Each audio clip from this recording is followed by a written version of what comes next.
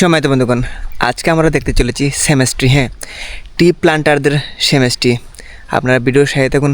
আশা করি আজকের ভিডিওতে আমরা সেমেস্ট্রি সম্পর্কে জানতে পারবো এবং টি প্লান্টার যারা ব্রিটেন থেকে এসেছিল এই বাংলাদেশে চা গাছ এর যাচাই বাছাই এবং রোপণ করতে, সেই বিষয়টা আজকে আমরা এই ব্লগের মাধ্যমে আশা করি কিছুটা হলেও ধারণা পেতে পারি। দেখতে চলেছি সেমেস্ট্রি। এটি লংলা চা বাগানে অবস্থিত। এখানে আমরা ভিতরে প্রবেশ করছি।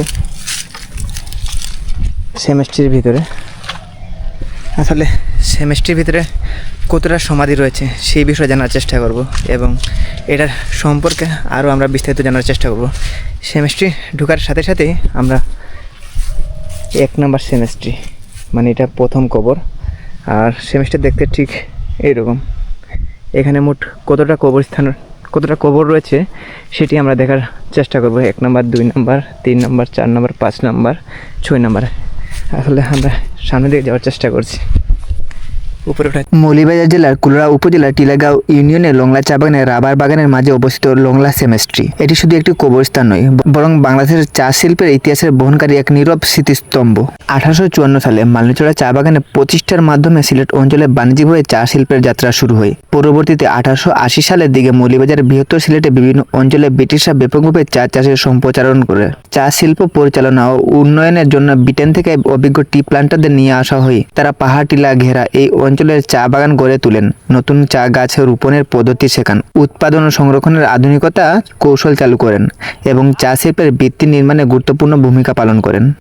এই যে সেমেস্ট্রি 1854 সালে প্রথম বাংলাদেশে বাণিজ্যিকভাবে মালনীচড়া চা বাগানে চায়ের চাষাবাদ শুরু হয়।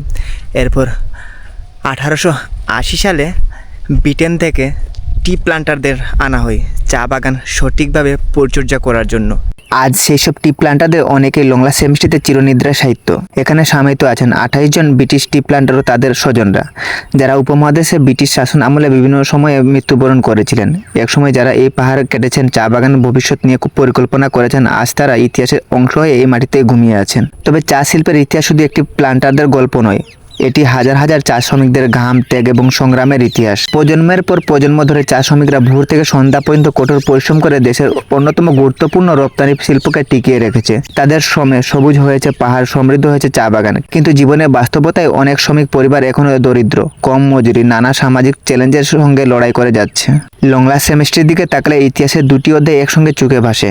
একদিকে চা শিল্পে গড়ে তোলার ব্রিটিশ টি প্লান্টারদের স্মৃতি, অন্যদিকে এই শিল্পকে জীবন্ত রাখার জন্য নিরলস পরিশ্রম করে যাওয়া চা শ্রমিকদের সংগ্রাম। ইতিহাসের প্রতি সম্মান জানাতে হলে শুধু অতীতকে স্মরণ করলেই হবে না, বর্তমানে শ্রমিকদের জীবনযাত্রা উন্নয়নের প্রতি আমাদের দায়িত্বশীল হতে হবে।